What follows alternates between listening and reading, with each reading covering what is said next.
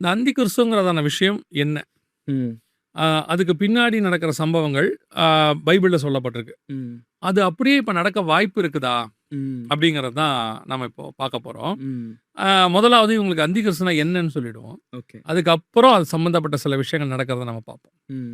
அந்தி கிறிஸ்துனா என்ன அப்படின்னு கேட்டிங்கன்னா, ஆங்கிலத்தில் வந்து ஆன்ட்ரை கிரைஸ்ட்னு சொல்லுவாங்க. ஆன்டி கிரைஸ்ட்னு சொல்லுவாங்க. எதிர் கிறிஸ்து. ம். ஆன்ட்ரை கிரைஸ்டோட எதிர்மறையான கிறிஸ்து, எதிர் திருத்துவம் இப்படி நிறைய சொல்லுவாங்க. ம்.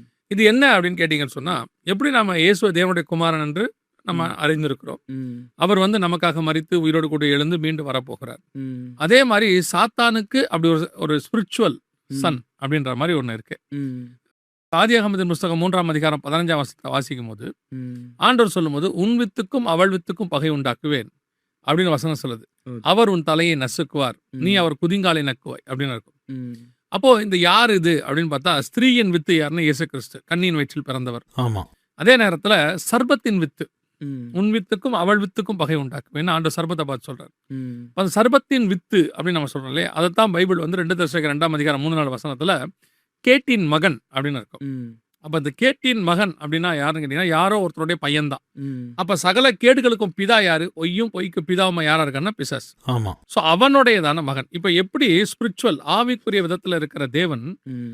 அவருடைய குமாரன் பூமியில மாம்சத்துல வந்து ம். ஜனங்களுக்காக இவ்வளவு தூரம் காரியங்கள் செய்தாரோ, ம். அதே மாதிரி இந்த பிசாசு ம். அவனுடையதான ஸ்பிரிட் ம். இங்க அவனுடைய குமாரன் போல வெளிப்படும், மாம்சத்தில் வெளிப்படும். ம். இப்போ ஆவியான தேவன் எப்படி மாம்சத்துல வருவான்னு நம்ம கேட்க முடியாது. ஆமா. இப்போ எப்படி நம்ம மரியாள் வயித்துல வந்து இயேசு கிறிஸ்து பிறந்தார்னு சொல்லி பார்க்கிறோம். ம். ஆண் துணை இல்லாமல் கன்னியின் வயிற்றில் பிறந்தார். ஆமா.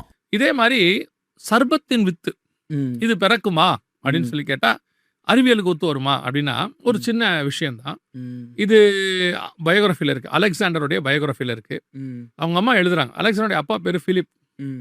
அவங்க அம்மா என்ன எழுதுறாங்கன்னா, நான் அலெக்சாண்டருக்கு வந்து அதிதீத சக்தி, ம்.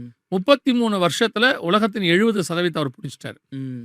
அப்போ அவருக்கு எப்படி இவ்வளவு பவர் வந்தது அப்படின்னும் போது, அலெக்சாண்டருடைய பயோகிராஃபில என்ன சொல்றாங்க அப்படின்னா, அவர் எழுதுறாரு, நான் வந்து எங்க அம்மாவுக்கும் பிலிப்புக்கும் பிறக்கல, ம். நான் வந்து எங்க அம்மாவுக்கும் சியூஸ் தேவனுக்கும் பிறந்தவன். ம். ஸோ அந்த வல்லமை தான் எனக்கு இவ்வளவு பெருசு இருக்கு ம். அப்படின்னு சொல்லி, இதை வந்து மாம்சத்தின்படி நம்ம ஏற்றுக்கொள்ள முடியாது. ம். ஆனா ஸ்பிரிட். ம். இப்போ நீங்க அலெக்சாண்டருடைய அம்மாவுடைய லைஃப்பை பார்த்தீங்கன்னா, ம்.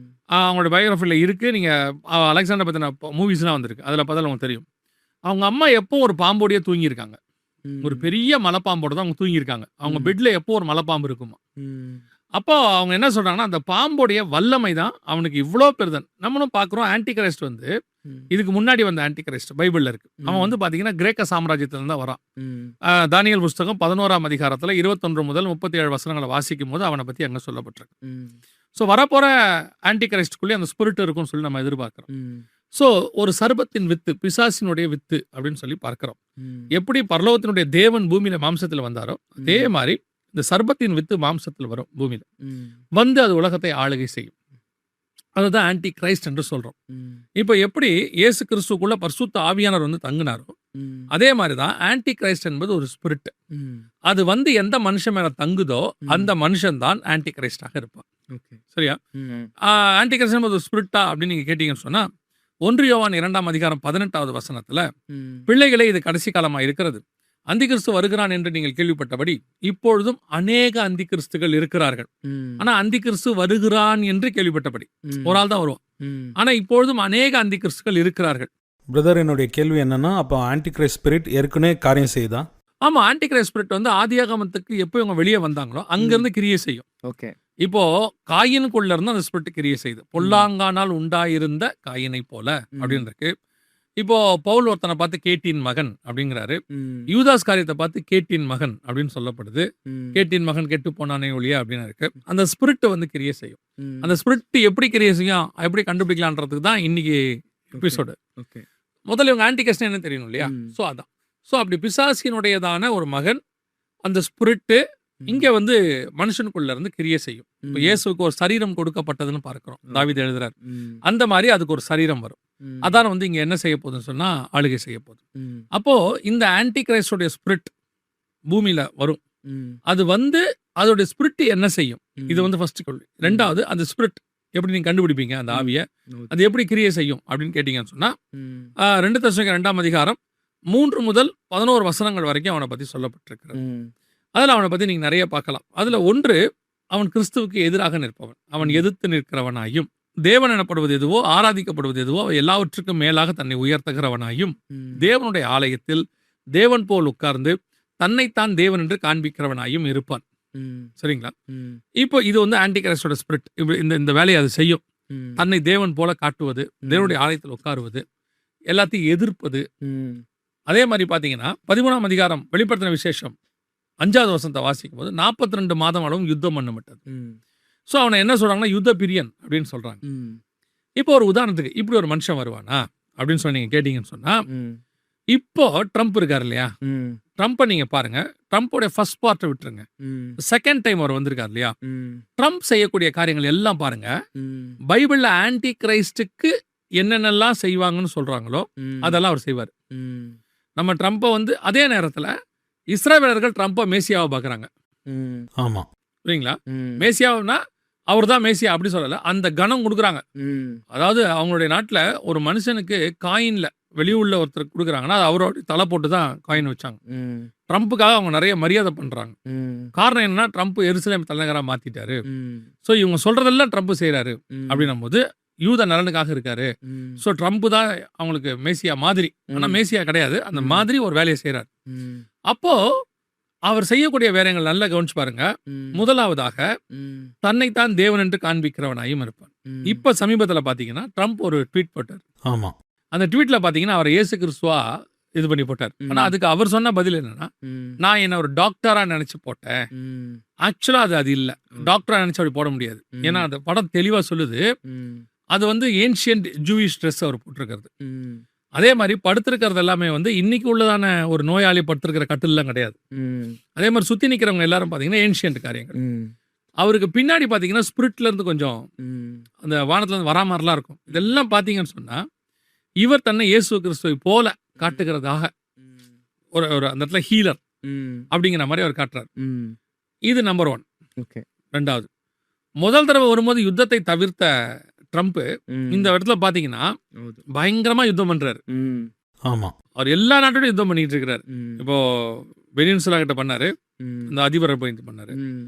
ஈரானு, ம். ஒவ்வொரு நாட்டையும் பண்ணிட்டு அடுத்து துருக்கிக்கு போவாரு. ஆமா. இப்போ அடுத்து சைனா கிட்ட போய் பிரச்சனை பண்றாரு, ம். மலாக்கா ஜலசந்தி கிட்ட போயிட்டு ஒரு பிரச்சனை பண்றாரு. ம். இப்போ எல்லாம் பாத்தீங்கன்னா பயங்கரமா யுத்தம். டெய்லி காலையில எழுந்தா வெறும் வார்னிங் தான் கொடுக்குறாரு ட்ரம்ப். வார்னிங் கொடுத்துட்டே இருக்கிறாரு. ಹೌದು. ஒரு நம்ம பார்த்துக்கிட்டே இருக்கிறோம். 2 மணி நேரம் வார்னிங், 4 மணி நேரம் வார்னிங், 2 வாரம் வார்னிங் ஆமா. கொடுத்துட்டே இருக்கு. ஸோ இப்போ வந்து அடுத்தது பாத்தீங்கன்னா பயங்கர யுத்த பீரியட். ம். சரி, இதுக்கு நடுவுல பாத்தீங்கன்னா ஆன்டி கிரைஸ்ட் சமாதானத்தை அறிவிக்கிறவனாய் வருவான்னு இருக்கு. ம். ஆமா. அதாவது தானியேல் 11:21. இப்போ நீங்க பாத்தீங்கன்னா போர்ட் ஆஃப் பீஸ் அப்படின்னு ஒன்று ஆரம்பிச்சிருக்காரு. ம். இந்த போர்ட் ஆஃப் பீஸ்னா என்னன்னா, ம். சமாதானத்தினுடையதான ஒரு அமைப்பு. ம். ஏற்கனவே யூஎன் இருக்கு, ஓகே. ஆனா இதை ஆரம்பிச்சால் யாருன்னா ட்ரம்ப். ம். போர்ட் ஆஃப் பீஸ் அப்படின்னு இதுவும் ட்ரம்ப் பண்ணது. ம். 4வது, ஆன்டி கிரைஸ்ட் வரும் பொழுது ம். அவன் கடைசியா போப்பை எதிர்ப்பான். ம். இப்போ நம்ம சொல்லக்கூடிய இல்லையா வத்திக்கன் தலைவர், ம். அவரை எதிர்த்து 17ஆம் அதிகாரம் 18ஆம் அதிகாரத்துல அவங்களுக்கு விரோதமான காரியங்களை செய்வான்னு இருக்கு. ம். இப்போ நீங்க நல்லா கவனிச்சு பாத்தீங்கன்னா ம். இப்போ ட்ரம்ப் போப்பை எதிர்க்க ஆரம்பிச்சிருக்காரு. ம். சொல்றது புரியுதுங்களா? ம். இந்த காரியங்கள் எல்லாத்தையும் வரிசையா நீங்க கவனிச்சுக்கிட்டே வந்தீங்கன்னா ம். ட்ரம்ப் பாத்தீங்கன்னா ஆன்டி கிரைஸ்டுக்கு பைபிள்ல என்ன சொல்லுதோ எல்லாத்தையும் அவர் செய்யறாரு. ம். ஸோ இப்போ நாம இவர் ஆன்டி கிரைஸ்ட் சொல்லல, இவர் ஆன்டி கிரைஸ்டா இருக்கவே முடியாது. ம். யாரு? ஆமா. ட்ரம்ப் ஆன்டி கிரைஸ்டா இருக்கவே முடியாது. ம். ஏன்னா பைபிள் சொல்ற கான்செப்ட்லாம் வேறையில இருக்கு. ம். 10 கொம்புகள் நடுவில் இருந்து தான் ஒரு சின்ன கொம்பு வரணும் ம். அப்படின்னு இருக்கு. இன்னொன்று என்ன பிரதர், ஒரு சின்ன கிளாரிட்டி வேணும். நிறைய பேர் கன்ஃபியூஸ் ஆகுறாங்க. ஏன்னா நம்ம டொனால்ட் ட்ரம்ப்பை பற்றி பேசுறதுனால ஜனங்க என்ன நினைப்பாங்கன்னா, டொனால்ட் ட்ரம்ப் தான் ஆன்டி கிரைஸ்ட்னு நினச்சிருவாங்க. ஏற்கனவே போப்பை வந்து ஆன்டி கிரைஸ்டனும், ஒபாமாவை ஆன்டி கிரைஸ்டனும், இந்த மாதிரி நிறைய பேரை ஆன்டி கிரைஸ்ட்னு ப்ரொஜெக்ட் பண்ணி அந்த வீடியோஸ் எல்லாம் யூடியூப்ல நம்ம பார்த்துருக்குறோம். ஆமா, அதாவது அந்தந்த காலகட்டத்தில் ராஜாக்கள் வந்து என்ன செய்வாங்கன்னா, தேவனுக்கு விரோதமா போகும்பொழுது ம். ஆட்டோமேட்டிக்கா அந்த ஆன்டி கிரைஸ்டோட ஸ்பிரிட் உள்ள ஒரு காரியங்கள் 1, 2 செய்வாங்க. ம். அதை ஒன்றை வச்சுக்கிட்டு நீங்க என்ன செய்ய முடியாது, அவர் தான் ஆன்டி கிரைஸ்ட் டிசைட் பண்ண முடியாது. ஆமா. இப்போ இயேசு கிறிஸ்து வர்றதுக்கு முன்னாடி யோவான் ஸ்நானகனை பார்த்தபோது அவர் தான் மேசியான்னு அவன் நினச்சிக்கிட்டாங்க. ம். போய் கேட்குறாங்க, ம். நீ தான் மேசியாவா அப்படின்னு. அவர் சொல்றாரு, நான் அல்ல, எனக்கு பின் ஒருவர் வருகிறார், அவர் என்னிலும் வல்லவராய் இருக்கிறார், நான் அவருடைய பாதரட்சியை அவிழ்ப்பதற்கு கூட நான் பாத்திரவான் அல்ல, எல்லாம் சொல்றாரு இல்லையா. ம். அப்போ ஏன் இவரை அவங்க மேசியா நினைச்சாங்க, யோவான் ஸ்நானகனை நினைச்சாங்கன்னா, அந்த நேரத்துல அவரை பார்க்கும்போது அவர் மேசியாக்குரிய குணாதிசயத்தோட கூட இருக்கிறார்.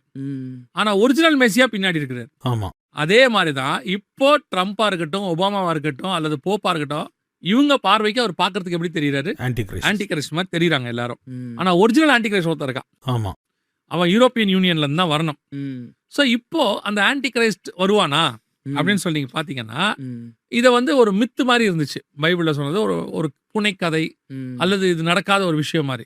இப்ப நம்ம கண்ணுக்கு முன்னாடி ஒரு ராஜா எழும்பி ஒரு உலகத்திலேயே பெரிய மதம், உலகத்திலேயே அதிக எண்ணிக்கை கொண்ட ஒரு மதம், அதோடைய தலைவரை அவர் எதிர்க்கிறார், தரக்குறைவா பேசுறாரு.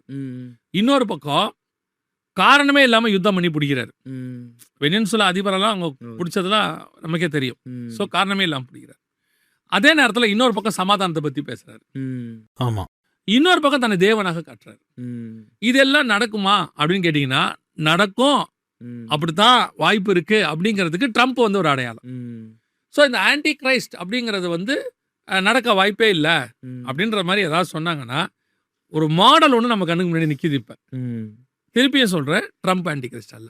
ஏன்னா யூஎஸ் வந்து ஆன்டி கிரைஸ்டுக்கு ஹெல்ப் பண்ணுற நாடு. வெளிப்படுத்தல் 13:1 வர்றது தான் ஆன்டி கிரைஸ்டோடைய கிங்டம். வெளிப்படுத்தல் 13:11 தான் யுஎஸ், அமெரிக்கா. இது வந்து ஒரு லாங் ஹிஸ்டரி. அதுக்கு பின்னாடி நிறைய விஷயங்கள் இருக்கு. இது வந்து ஆன்டி கிரைஸ்டுக்கு ஹெல்ப் பண்ணணும். இது 13ஆம் அதிகாரம் 11ஆம் வசனம் சொல்லப்பட்டதான யுஎஸ், அது என்னவா மாறாது? ஆன்டி கிரைஸ்டா மாறாது. ஸோ இன்னைக்கு நம்ம கண்ணுக்கு முன்னாடி ஒரு அந்தி கிறிஸ்துவோடையதான காரியங்கள் நடக்குமான்னு கேட்டா நடக்கும், நடந்திருக்கு. நம்ம கண்ணுக்கு முன்னாடி ஒரு சாட்சி நிக்குது. இவ்வளத்தையும் இன்னும் சொல்ல போனா ஆன்டி கிரைஸ்ட் வரும்போது தேவாலயத்தை கட்டி கொடுப்பான். இதை பத்தி ஏற்கனவே லாஸ்ட் எபிசோட்லயே பார்த்தோம்.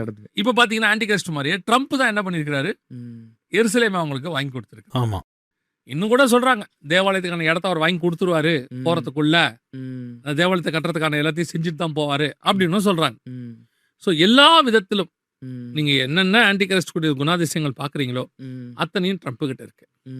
ஆனால் திருப்பியும் கடைசியா சொல்றேன், ட்ரம்ப் ஆன்டி கிரைஸ்ட் அல்ல.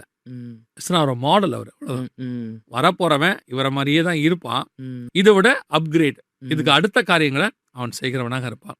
சோ இந்த எபிசோட்ல மிக முக்கியமா நான் சொல்ல விரும்பினது என்னன்னா, நம்ம கண்ணுக்கு முன்னாடி வேதம் சொன்ன அந்த கடைசி கால மிருகத்தினுடைய ஒரு சுபாவத்தை போல ஒரு ஆள் இருக்கிறார். இயேசு வர்றான்றதுக்கு சாட்சி இருக்கு இல்லையா? யோவான் ஸ்நானன் வந்துட்டானா இயேசு வர்றார். அதே மாதிரி இந்த மாதிரி ஆட்கள் வர்றது நமக்கு எதை காட்டுது அப்படின்னு கேட்டீங்கன்னா, பின்னாடி ஆன்டி கிரைஸ்டன் பைபிள் சொல்லக்கூடிய இதே குணாதிசயங்களோடு கூட ஒருத்தன் வருவான். அந்த குணாதிசயத்தோட ஒரு ஆள் இருப்பார் இருக்கிறார். அதெல்லாம் நடக்காது ஆகாதுன்னீங்கன்னா அப்படியே ஒரு ஆள் இருக்காரு. ஆனா இவர் அல்ல, இவருக்கு பின்னாடி ஒரு வரார், அவர் தான் அதான் இருப்பார். ரொம்ப சந்தோஷம் பிரதர். ட்ரம்ப் குறித்தும் ஆன்டி கிரைஸ்ட் குணாதிசயங்களை குறித்தும் சொன்னீங்க. அப்படின்னா இந்த வரக்கூடிய ஆன்டி கிரைஸ்ட் எங்கேருந்து வருவான், அவனுடைய கிரியைகள் எப்படி இருக்கும் அப்படின்னு சொன்னீங்கன்னா அது யூஸ்ஃபுல்லா இருக்கும். இப்போ என்ன நடக்கும்னா, இந்த வார் இருக்கு இல்லையா, இந்த வார் முடிவுல அடுத்த வல்லரசா யூரோப்பியன் யூனியன் உருவாகும். நம்ம பேசி இருக்கிறோம். இந்த யூரோப்பியன் யூனியன்ல இருந்து தலைவராக, யூரோப்பியன் யூனியனுக்கு தலைவராக இப்ப எப்படி அமெரிக்கா இருக்க 52 மாகாணத்துக்கு ஒரு தலைவர் இருக்கிறார் இல்லையா, அந்த மாதிரி ஒரு 10 நாடுகளுடைய அமைப்புக்கு தலைவராக, அவருக்கு கீழே நிறைய நாடுகளை உடையவராக ஒரு மனுஷன் வருவான். இப்போ பாத்தீங்கன்னு சொன்னா, அமெரிக்காவுக்கும் நேட்டோ நாடுகளுக்கு நடுவில் நிறைய விரிசல் வருது. அதாவது யூரோப்புக்கும் அமெரிக்காவுக்கும் விரிசல் வருது. இப்போ ஆட்டோமேட்டிக்கா அவங்க அமெரிக்காவுக்கு ஆல்டர்னேட்டை தேடுறாங்க, எல்லாரும் தேடுறாங்க. சீனாவும் அமெரிக்கா ஆல்டர்னேட்டா ஒன்னு தேடுது, ஈரான் தேடுது, ஏன் இந்தியா கூட பிரிக்ஸ் ஒன்று உருவாக்கி வச்சு. எல்லா நாடுகளுமே அமெரிக்கா ஆல்டர்னேட்டா ஒரு கரன்சி அல்லது ஒரு அத்தாரிட்டி, ஒரு பவர் எதிர்பார்க்குறாங்க. அப்படி வரும்பொழுது இவங்க எல்லாருமே யூரோப்பை தான் அடுத்த ஃபோக்கஸ் அங்கதான் போகுது. இவன் மேக்ரான் இருக்கிறாரு, அதாவது பிரெஞ்சு தேசத்தினுடைய அதிபர் இருக்கிறாரு, அப்புறம் ஸ்டாமர் இருக்கிறாரு, அதாவது யூகேவுடைய அதிபர் இருக்கிறாரு. இவங்க எல்லாம் சேர்ந்து என்ன பண்றாங்கன்னா, அமெரிக்காவுக்கு மாற்றாக ஒன்றை உருவாக்குறாங்க, அமெரிக்காவுக்கு மாற்றாக ஒன்றை உண்டாக்குறாங்க. அப்போ அமெரிக்காவுக்கு மாற்றாக ஒன்று உண்டாக்கும் போது அந்த வல்லரசுல இருந்து தான் ஒரு மனுஷன் வரணும். அவன் தான் இப்ப ட்ரம்ப் எப்படி இருக்காரோ அதே மாதிரி அதை விட மோசமா ஒருத்தன் வருவான். உலகம் அப்படி ஒரு ஆள் இது வரைக்கும் பார்த்ததே இல்லை. ம். நீங்க ட்ரம்ப்பை பாக்குறீங்கல்ல, ம். என்ன பொறுத்த வரைக்கும் ட்ரம்ப் வந்து ஒரு 25%. இன்னொன்று என்னென்னா பிரதர், ட்ரம்ப்பை நிறைய பேர் எதிர்க்கிறாங்க. ஆனால் இப்போ நீங்கள் சொல்லும்போது ஆன்டி கிரைஸ்ட் எல்லாரோடனும் சமாதானமாக இருப்பான் அப்படின்னு தான் வசனமும் சொல்லுது. ஆனால் இன்றைக்கி நம்ம பார்க்கும்போது ட்ரம்ப்பை நிறைய பேர் எதிர்க்கிறாங்க, அவருக்கு எதிர்த்து நிற்கிறாங்க. ஆனால் வரக்கூடிய அந்தி கிறிஸ்து எல்லாரையுமே ஒற்றுமையான பாதையில் கொண்டு வந்துடுறான்.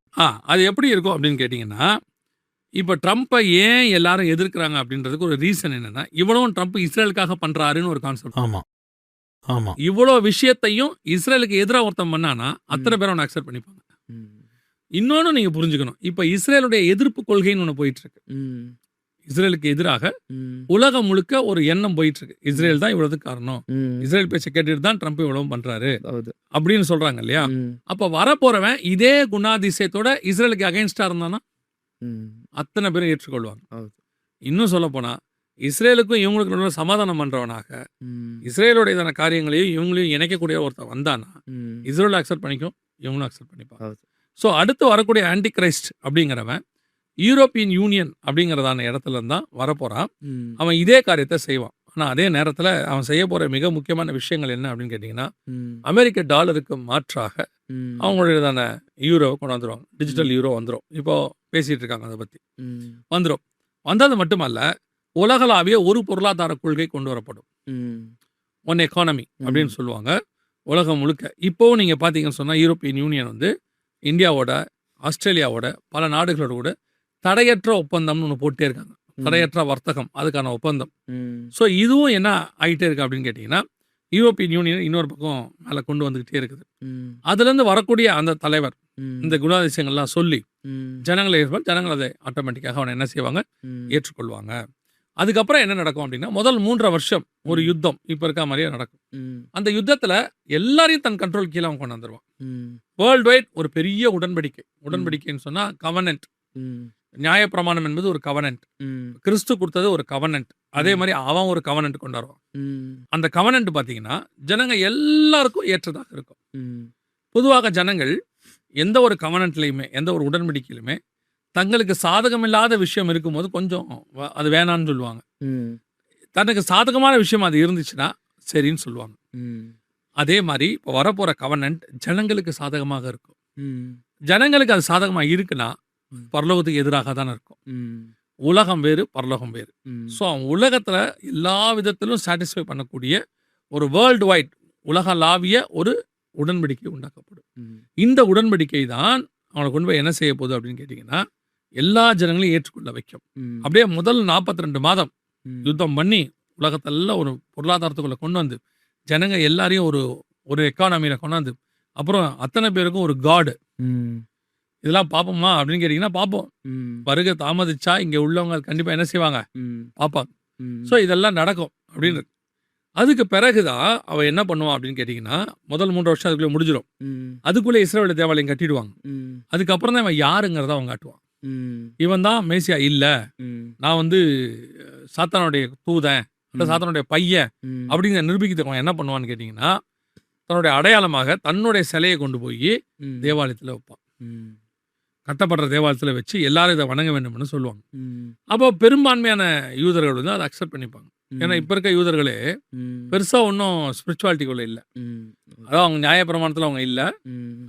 அவங்க பார்த்தீங்கன்னா பல மதங்களில் அவங்க செதறி போயிருக்கிறாங்க, நாத்திகரில் இருக்கிறாங்க, ம். அறிவாளிகள், அதில் மாற்றுக்கருத்தே இல்லை. ம். ஆனால் இந்த விஷயத்தில் அவங்க முட்டாள்களாக இருக்கிறாங்க. ம். ஸோ இது அப்படி ஆகும் பொழுது இப்போ அவன் வந்து என்ன பண்ணுவான்னா ஒரு புது மதத்தை ஒன்று உண்டாக்குவான். ம். உண்டாக்கும் போது எல்லாரும் இதை ஏற்றுக்கொள்வாங்க. ம்.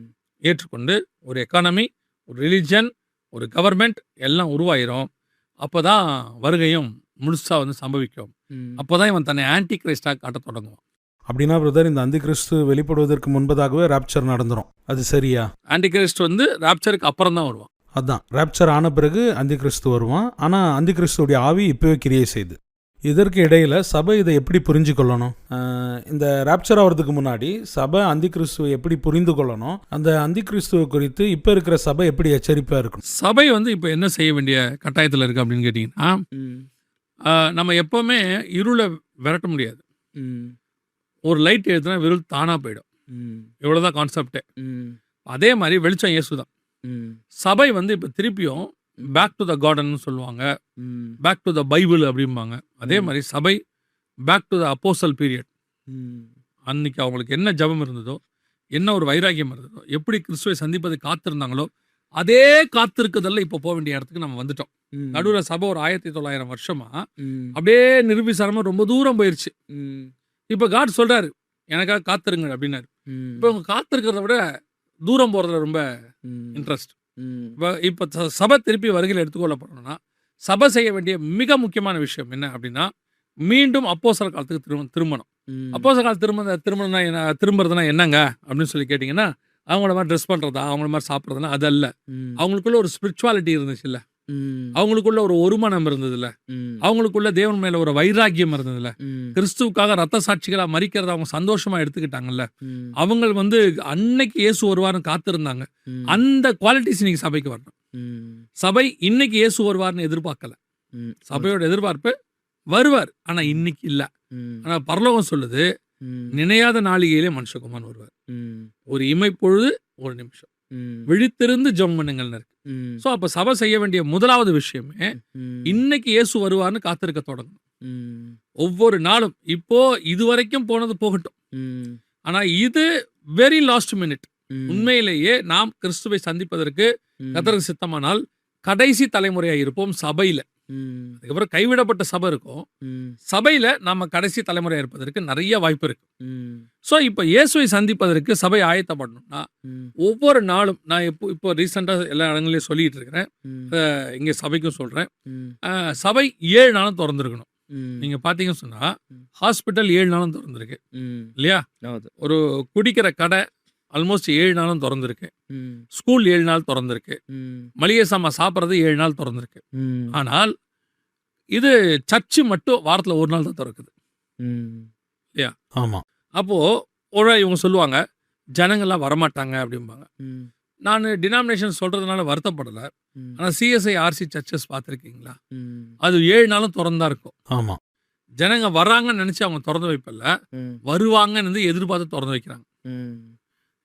யாரோ ஒருத்தர் வராங்க, ஒரு பயனடையட்டுமே, ம். அவங்க உட்காந்து ஜெபம் பண்ணட்டுமே, ம். அந்த ஜெபத்துக்கு தேவதூதர்கள் ஏறுதும் இறங்குறதுமா இருக்குமே, ம். அந்த ஒரு ஆத்மாவை நிமித்தம் உங்கள் சபை ஒரு தேவ பிரசன்னத்தில் மூடுமே. ம். இன்னைக்கு அந்த மாதிரி ஒரு இடத்துல சர்ச் இல்லை. ம். சர்ச் தேவனை சந்திக்கிற இடத்துல இருக்கணும்னா ம். ஒரு ஒரு மினிமம் சபை திறந்தா இருக்கணும்ல. ம். நீங்கள் உங்கள் பையன் பாஸ் பண்ணோம் அப்படின்னா ம். நீங்கள் என்ன பண்ணுவீங்க? டெய்லி புக் எடுத்து படின்னு சொல்லுவீங்க. ஆமாம். எடுத்து படிடா எக்ஸாம் சொல்லுவீங்க தானே? ம். இப்போ அந்த ஒரு கண்டிப்பை சர்ச்சு விசுவாசி மேலே செலுத்த முடியாது. ம். டெய்லி சர்ச்சுக்கு வா, ஜெபம் பண்ணு, ம். பைபிள் வாசி. எங்களை பண்ணாங்க. ம். அன்னைக்கே எதிர்பார்த்தோம் நாங்கள் ம். கிறிஸ்துவின் வருகையை. ம். நாங்கள் ஆயத்தப்பட்டிருந்தோம். ம். இன்னைக்கு அந்த ஆயத்தம் இருக்குதா அப்படின்னா அது மிஸ்ஸிங். ம். ஒரு மனைவி ஒரு கணவன் இருக்கிறாங்க, 2 பேரும் ஆயத்தப்படுறாங்கன்னா அதுவே கிடையாது இன்னைக்கு. ம். சபை ஆளுக்கு ஒரு பக்கத்தில் போயிட்டு இருக்கு. ம். ஸோ முதலாவதாக கிறிஸ்துவின் வருகைக்கு சபை செய்ய வேண்டியது மிக முக்கியமான விஷயம், ஆயத்தப்படணுங்கிற எண்ணம் வரணும். அதான் ம். நான் போகணும், வருகையில் போகணுங்கிற எண்ணம் இருக்கணும். 2வது மிக முக்கியமானது, இந்த வருகையில் போகிறதுக்கு ஆயத்தப்படுகிற உங்களை பின்னோக்கி இழுக்க பார்க்குற நிறைய காரியங்கள் செய்யும். ம். பிசாசு கண்டிப்பாக என்ன செய்வான்? ம். உங்களை பின்னோக்கி இழுக்க பார்க்குற காரியத்தை செய்வான். ம். நீங்கள் அந்த விஷயத்தில் மட்டும் எப்படி இருக்கணும்? ம். ரொம்ப கேர்ஃபுல்லாக இருக்கணும். ம். ஏன்னா லாஸ்ட் மினிட் பாருங்களேன், ஒரு ஒரு ஒரு ஒரே ஒரு செகண்ட் நீங்கள் இங்கேயும் அங்கேயும் திரும்பி பார்த்தீங்கன்னா ம். ஒரு இமை பொழுதுல வருகை வந்துட்டு போயிடும். ம். ஆமாம். நான் ஒரு நியூஸ் 1960களில் நடந்தது. அப்போ ஒரு விஷயத்தை நான் படித்தேன். ம். 3 பேர் இங்கேருந்து நிலாவுக்கு போனாங்க இல்லையா? ம். யார் நிலாவில் ஃபர்ஸ்ட் இறங்குனது? Neil Armstrong. 2வது தெரியாது. தெரியல. ஆமாம். ஏன் அப்படின்னா அதான் முக்கியம் ரொம்ப. ம். இப்போ முதல்ல இறங்க வேண்டியது நீல் ஆம்ஸ்ட்ராங்கே கிடையாது. ம். முதல்ல இறங்க வேண்டியது 2வது போனவர் தான். ம். ஆனால் இங்கேருந்து எல்லாம் ப்ரோக்ராம்டு. அது 1960s தானே, அது ப்ரோக்ராம். அங்கே போகிறாங்க, இவங்க அனௌன்ஸ் பண்ணுறாங்க, உள்ளுக்குள்ளே வந்து பேசுகிறாங்க. ம். அவர் பேரை சொல்லி நீங்கள் இறங்குங்க ம். அப்படின்றாங்க. இவர் யோசிக்கிறார், ம். உள்ள என்ன ஆகும், ம். எவ்வளோ நேரம் யோசிச்சாருன்னா ம். ஒரு 5 to 10 seconds தான் யோசிச்சார். ம். அவ்வளவே யோசிச்சார். ம். யோசிச்சே இருக்காரு. அந்த 5 seconds to 10 secondsக்குள்ள கமெண்ட் மாறுது. ம். நீல் ஆம்ஸ்ட்ராங் நீங்கள் இறங்குங்க அப்படின்றாங்க. ம். அவர் யோசிக்கவே இல்லை, இறங்கிட்டார். ம். இன்னைக்கு வரைக்கும் சரித்திரத்தில் யார் பேர் இருக்கு? நீல் ஆம்ஸ்ட்ராங் பேர். நீல் ஆம்ஸ்ட்ராங் பேர். உங்களுக்கு எனக்கும் ஒரு நிமிஷம் தான் இருக்கு. ம். ஆமாம். ஒரு இமைப்பொழுது ஒரு நிமிஷத்துல நான் மர்றூமாகும். ம். அப்போ கிறிஸ்து வரும்போது யோசிக்கிறதுக்குலாம் நேரமே கிடையாது. ம். சபை அப்படி டேக் ஆஃப் ஆகி போகிறதுக்கு தான் டைம் இருக்கு. ம். அப்போ இனி ஒவ்வொரு நாளும் சர்ச்சை என்ன செய்யணும்? ஆயத்தப்படணும். குறைவுகள் இருக்கும், பலகீனங்கள் இருக்கு, அதை இன்னிலிருந்து நம்ம ஆரம்பிக்கணும். வேண்டாம், இயேசுவை சந்திச்சா போதும் அப்படிங்கிற ஒரு தாட் வரும்போது இன்னும் நாம வருகையில் போவது ரொம்ப ஈஸியாக இருக்கும். ரொம்ப சந்தோஷம் பிரதர். இந்த எபிசோடில் அந்தி கிறிஸ்துவ குறித்தும் அவனுடைய குணலட்சணங்களை குறித்தும், அந்தி கிறிஸ்து எங்கேருந்து வெளிப்படுவான், அவனுடைய காரியங்கள் என்ன அப்படின்றத குறித்தும், அதே நேரத்தில் இந்த சபை எப்படி ஆயத்தப்படணும் அப்படின்னு சொன்னதுக்காக ரொம்ப நன்றி.